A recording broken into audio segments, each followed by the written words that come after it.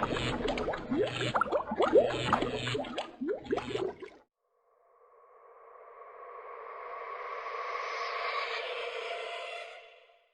guys, Freaky Finance here. I just finished putting out that children's place video.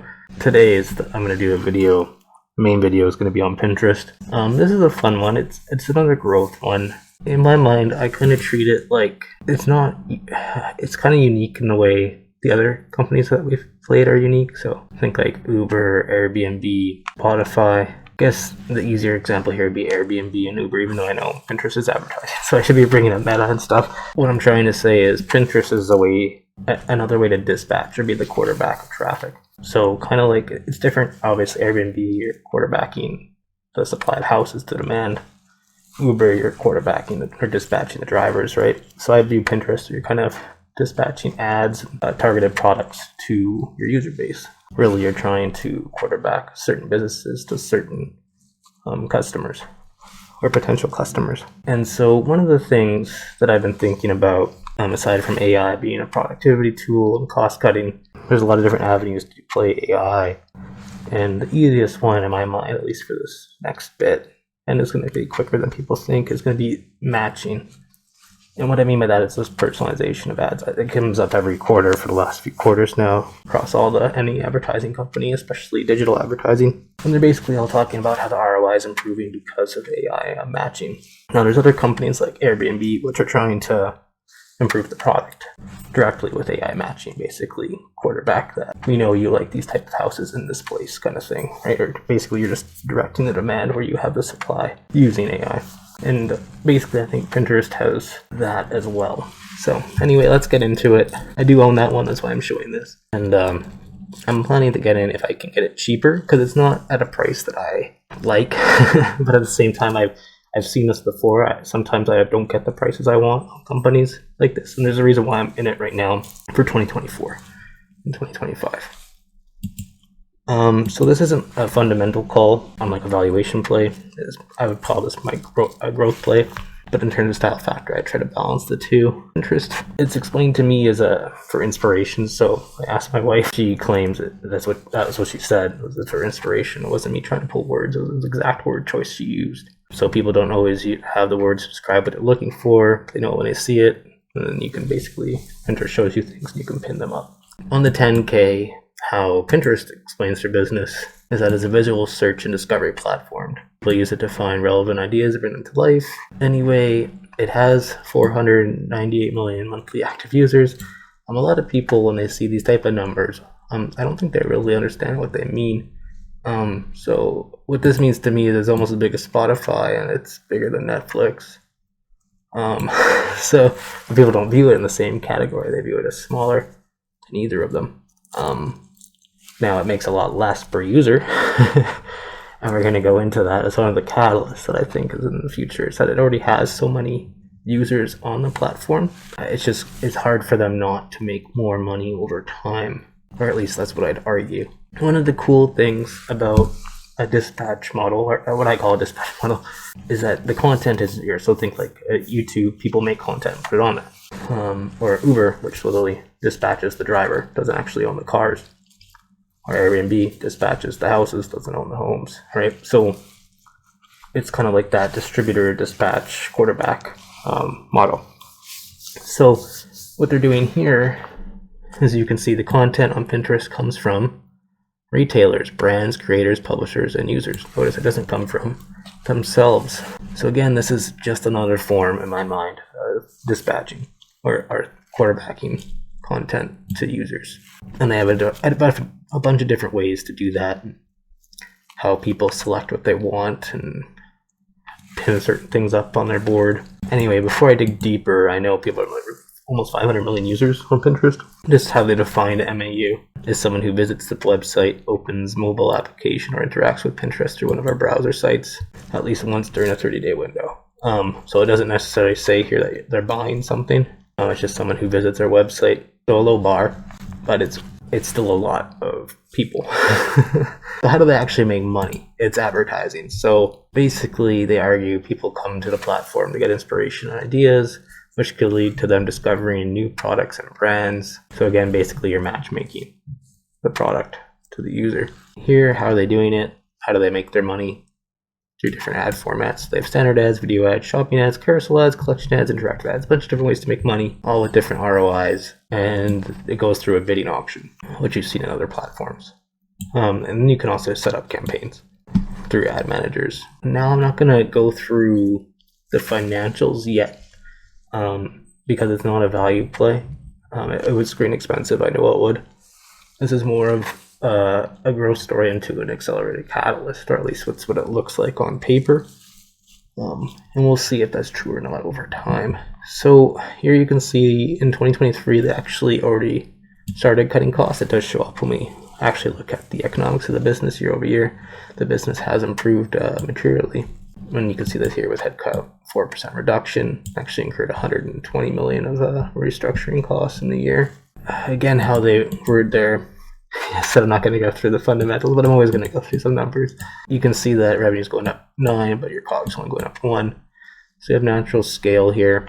You do have quite a bit going to R&D. A lot of this is share-based comp. One of the things you're going to see is ooh, positive EBITDA. And then you're going to look at the bottom line and be like, okay, well, I took it all. And I think with Pinterest, it's about to finally overcome its share-based comp and put up some bottom line profitability. But we'll see. In terms of the users, so this is the fun thing with Pinterest, is that they only have 97 million users in North America and Canada, whereas Europe they have more, and then rest of the world they have a lot more, 266 million people.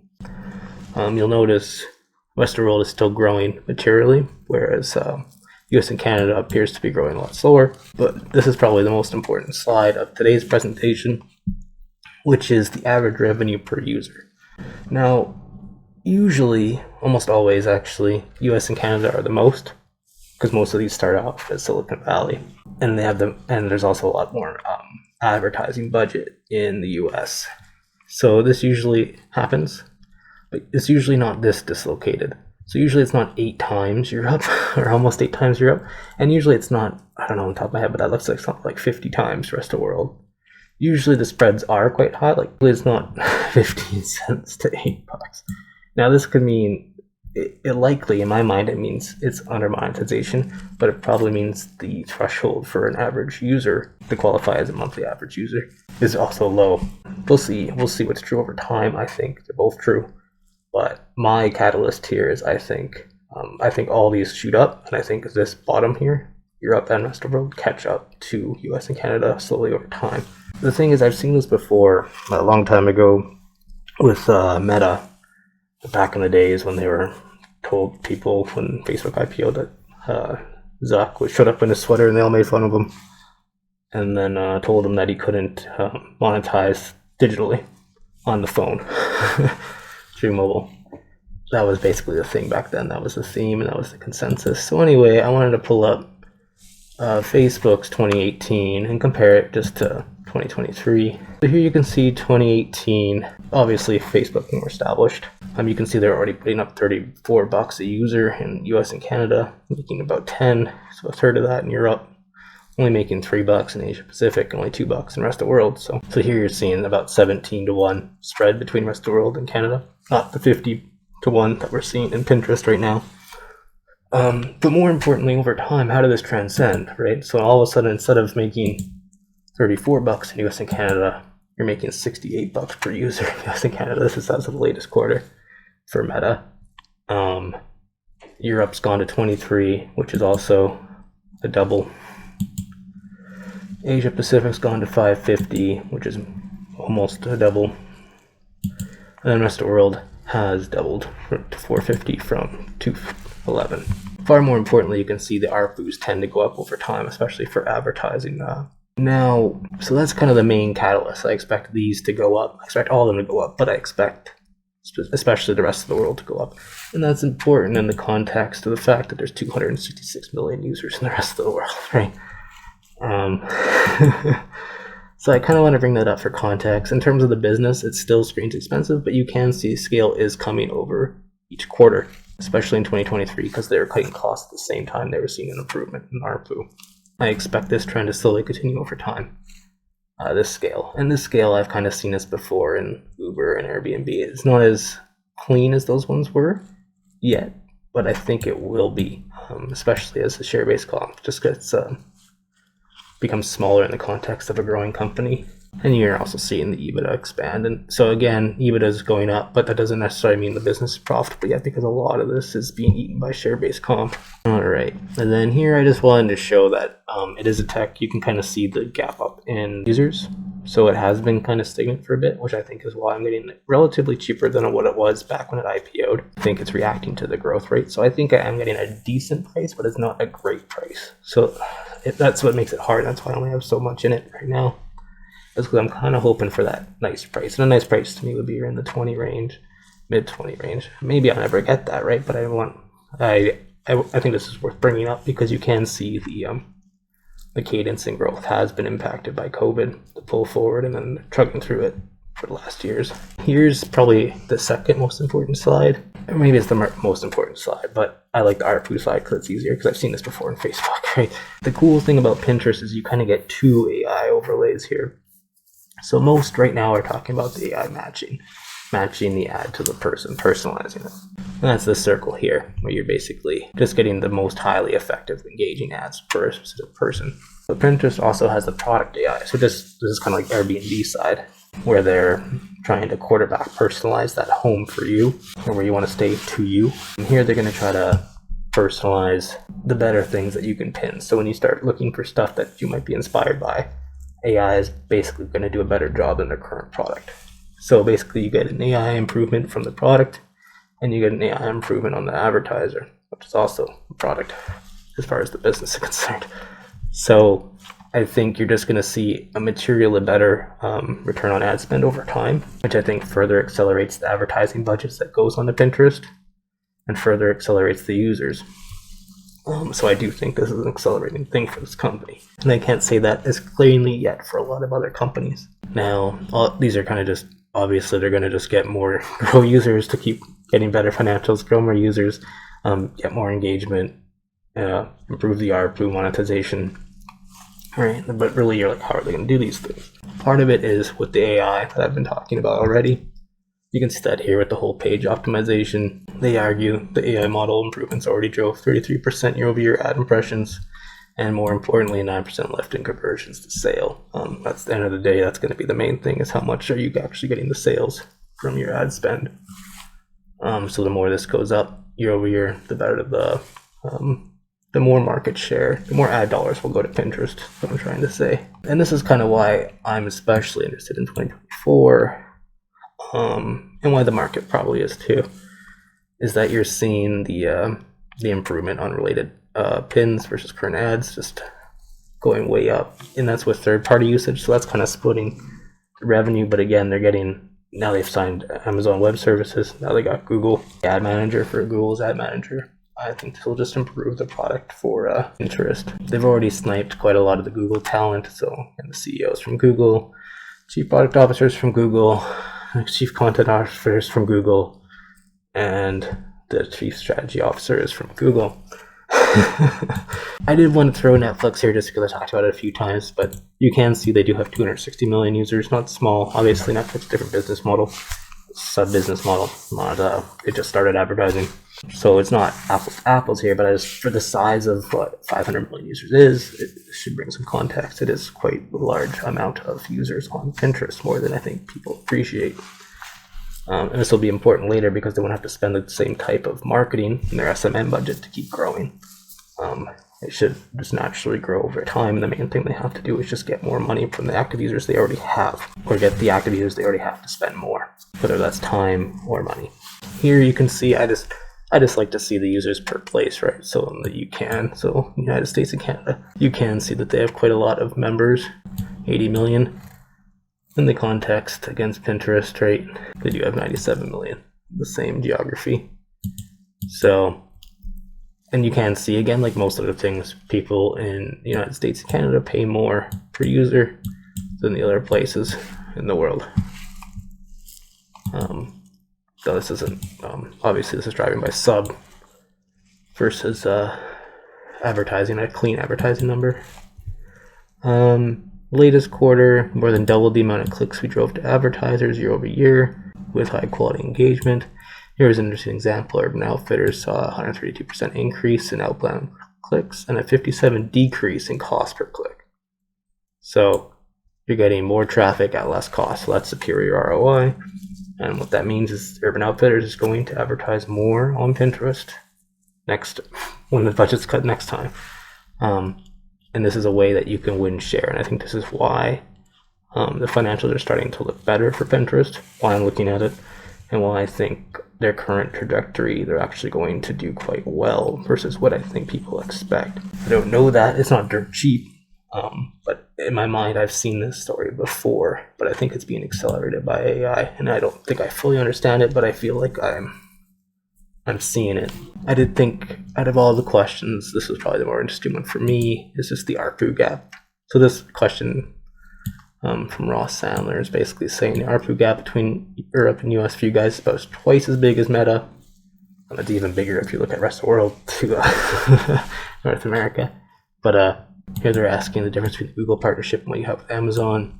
And then basically they just talk about how Bill Reddy, basically they see Pinterest as under monetized, so do I.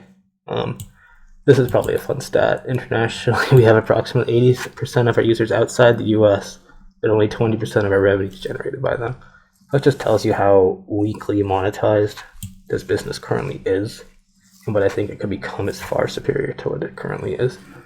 So they're using third party as a way to get more advertising dollars quicker and to quarterback the matching quicker, to grow the product quicker. And I think that would also train the AI model quicker. But I just think this is an easy way to partner with an established ad manager like Google and just quarterback ads, especially in the rest of the world, where it's just, you're literally making 15 cents a user. Imagine if you're making $8 a user, right? Or even if you're making $2 a user.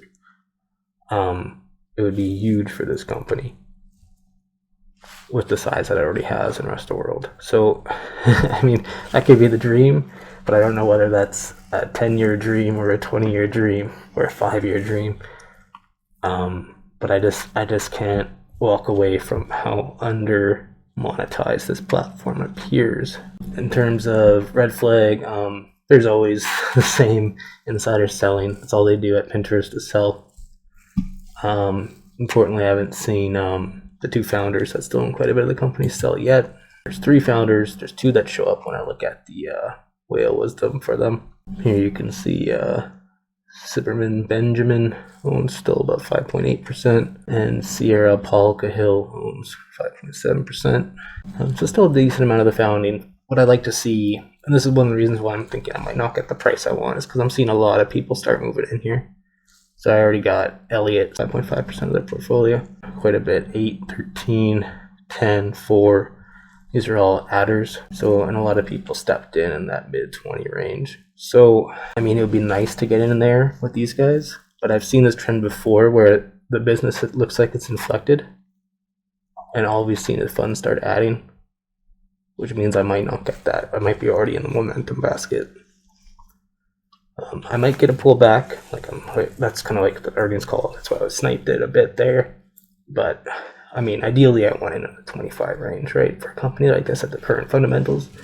But I might not get it, just because I think this flywheel for the advertising spend is going to be stronger than what most people understand. Yeah, and you can see that here. That's kind of why I'm hesitant to get too excited at Pinterest at this time, because it's kind of near the higher end of the standard deviations. But if I can get it underneath it, ideally at the lower end bound. But technically missed it in October, so I'm hoping I can get that price again, but it's hard to tell with these companies.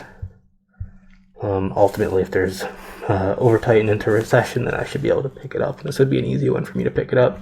I'm actually going to put it as one of my best ideas at a price. But have a great rest of your weekend.